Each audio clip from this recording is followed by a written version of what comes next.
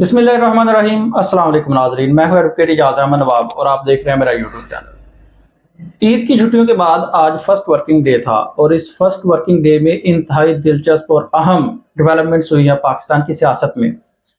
ये वीडियो हम बना रहे हैं इद्दत में निकाह का केस किस तरह से आज मुलतवी हुआ और किस तरह से जो मदई मुकदमा है वो राह फरार इख्तियार किए हुए हैं अभी तक, और इस केस के कुछ अहम पहलू, अदालत में क्या हुआ और ये किस तरह से केस उड़ जाएगा वो आपके साथ डिटेल से शेयर करते हैं।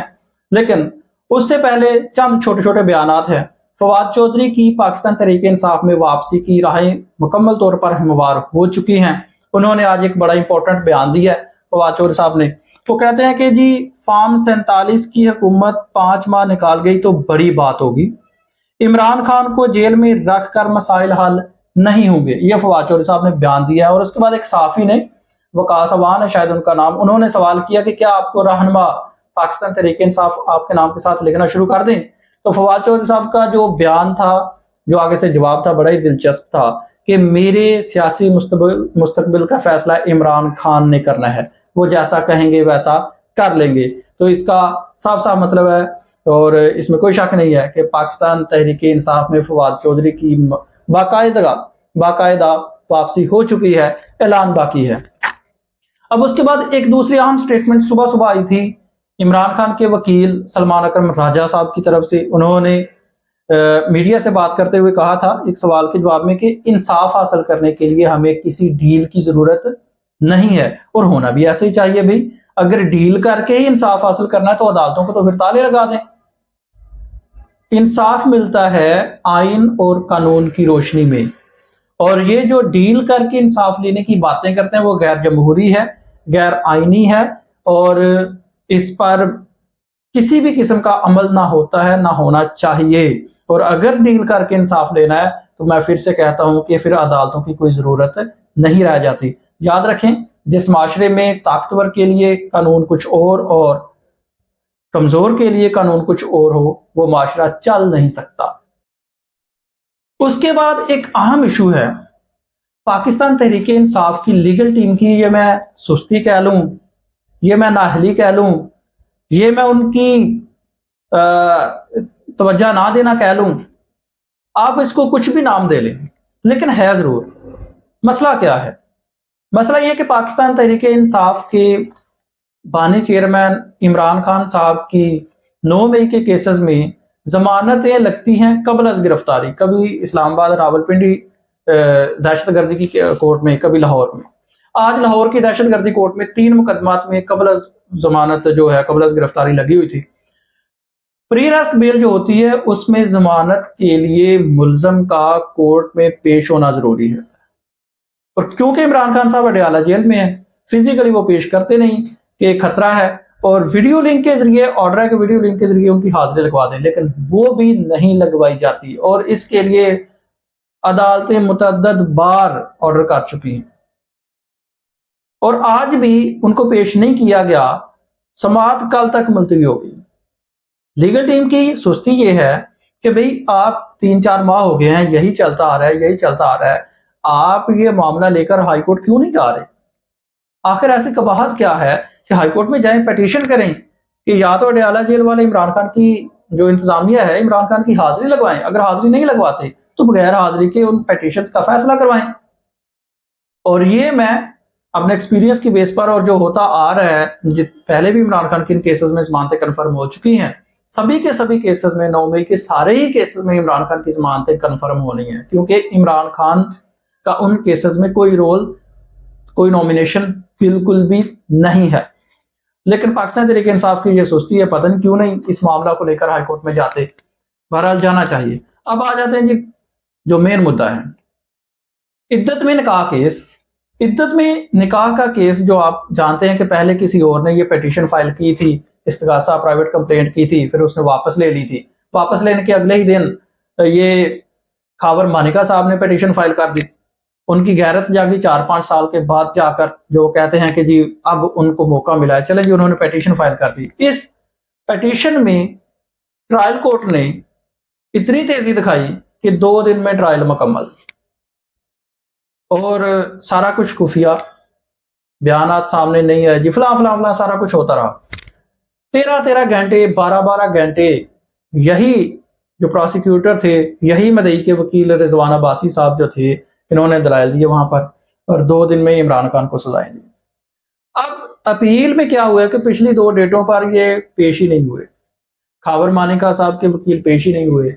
आज भी उनके पेश होने का आज तारीख थी, उन्होंने दलाइल देने थे, लेकिन बार बार वक्त लेते रहे, और ये लग यूं रहा था कि वो कोर्ट में पेश होना ही नहीं चाह रहे। उसकी कई रीजंस हैं। सबसे बड़ी रीजन ये है कि ये केस ये इस्लामी तौर पर बनता ही नहीं है, शरई तौर पर ये केस बनता ही नहीं है।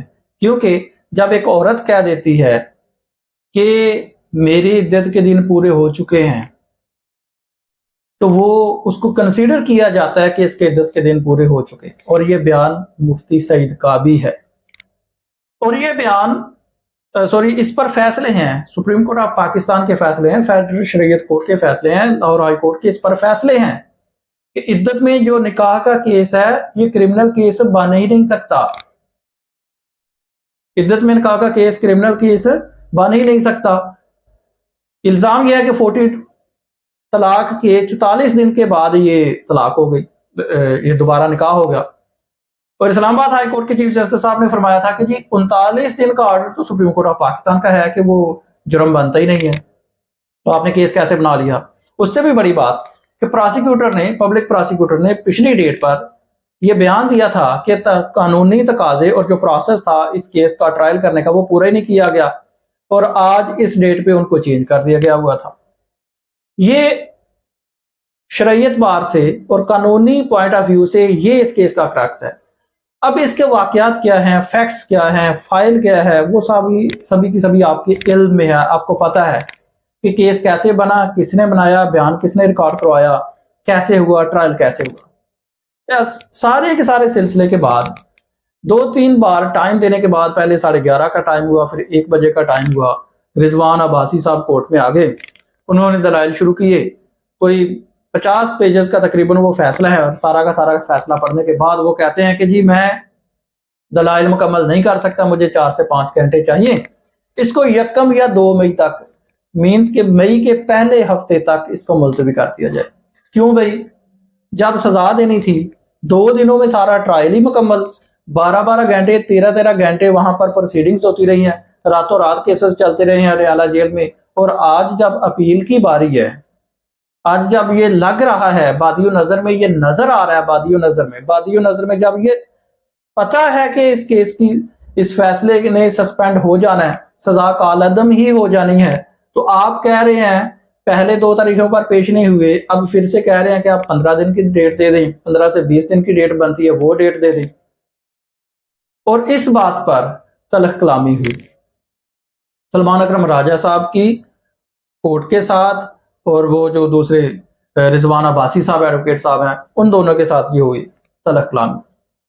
हॉट वर्ड्स जो एक्सचेंज हुए इस बात पर कि क्यों, जब यही बात उन्होंने दोहराई कि जब इसका ट्रायल करना था तब ये नॉर्मल केस नहीं था, क्योंकि रिजवान अब्बासी साहब ने कहा था कि इसको एक नॉर्मल केस कंसिडर किया जाए। भाई उस वक्त ये नॉर्मल केस नहीं था जब 2 दिनों में ही सारा का सारा ट्रायल कंप्लीट हो गया था, 12-13 घंटे प्रोसीडिंग्स चलती थी, और आज आप कह रहे हैं इसको नॉर्मल केस कंसिडर किया जाए। बहरहाल जी, सबसे दिलचस्प जो लम्हा था, ठीक है ये कोर्स में होता है, तारीखें मिलती है नॉर्मल, अगर हम नॉर्मल प्रैक्टिस में बात करें तो मुकला तारीखें लेते हैं, हो जाता है, ऐसा सिस्टम है। लेकिन सबसे बड़ी इंपॉर्टेंट जो हैरान कुन बात थी कि रिजवान अब्बासी साहब ने कहा कि जी डेट दे दें, उनकी और जज साहब की डेट फिक्स हुई 25 अप्रैल, ये मीन्स कि मशवरा हो रहा था कि 25 अप्रैल डेट दे दें। अभी पाकिस्तान तहरीक इंसाफ के वकील बुशरा बीबी और इमरान खान के जो वकील साहब थे सलमान अकरम राजा साहब, वो अभी बहस कर रहे थे कि डेट नहीं देनी, केस की प्रोसीडिंग्स चलानी है, और अभी जज साहब ने डेट नहीं दी थी। अभी ये फैसला नहीं हुआ था कि डेट देनी है या आज ट्रायल ये मुकम्मल करनी है आर्गुमेंट्स। तो रिजवान अब्बासी साहब ने डाइस छोड़ा और वो निकल गए जी कोर्ट से, और इस बात पर भी कोर्ट में फिर हंगामा हुआ और अच्छी खासी तलब कलामी भी हो गई। और सलमान अकरम राजा साहब ने कहा कि ये भाग क्यों गए हैं, और उन्होंने कहा कि जी हम इनके रवैया से, इनका रवैया जो बड़ा गैर मुनासिब है। तो कोर्ट का फैसला आने से पहले, कोर्ट की तरफ से केस एडजर्न करने से पहले ही रिजवान अब्बासी साहब ने डाइस छोड़ चुके थे, कोर्ट से बाहर निकल चुके थे। उनको इतना कॉन्फिडेंस कहां से आया कि ये केस मुलतवी हो ही जाना है। और फिर जज साहब ने भी 24 अप्रैल डेट दे दी। इस पर उनके डाइस छोड़ने पर सलमान अकरम राजा साहब ने ये अपील की, ये डिमांड की कि उन पर तौहीन अदालत की कार्रवाई शुरू की जाए, क्योंकि उन्होंने कोर्ट की इजाजत के बगैर केस एडजर्न करने से होने से पहले ही डाइस छोड़कर कोर्ट से जा चुके हैं। तो ये था आज का इद्दत का केस। अब मैं आपको बता देता हूं, 24 अप्रैल को भी इस केस का फैसला नहीं होना, बहुत ही मुश्किल है। 1% चांसेस हैं कि 24 अप्रैल को इस केस का फैसला हो जाए। इस केस का फैसला होना ही मई के पहले हफ्ते में ही जाके है। इसकी रीजंस क्या है पीछे मैं नहीं जानता, मैं आपको प्रोसीजर बता रहा हूं। क्योंकि 24 अप्रैल को आर्गुमेंट्स होने हैं, ऐन मुमकिन है कि रिजवान अब्बासी साहब आए ही ना, ऐन मुमकिन है कि वो आज की तरह लेट आए, आर्गुमेंट्स करें, फिर कहें कि जी मेरी अभी आर्गुमेंट्स, मेरे दलाल मुकम्मल नहीं हुए, एक डेट दे दें। और इस तरह से फर्ज करें बहस आर्गुमेंट्स कंप्लीट हो भी जाते हैं, तो फिर भी फैसले के लिए ये केस रख लिया जा सकता है। तो मेरा ये अंदाजा है कि 24 अप्रैल को भी इस केस का फैसला नहीं होना, मई के पहले हफ्ते में ये केस जाता मुझे नजर आ रहा है।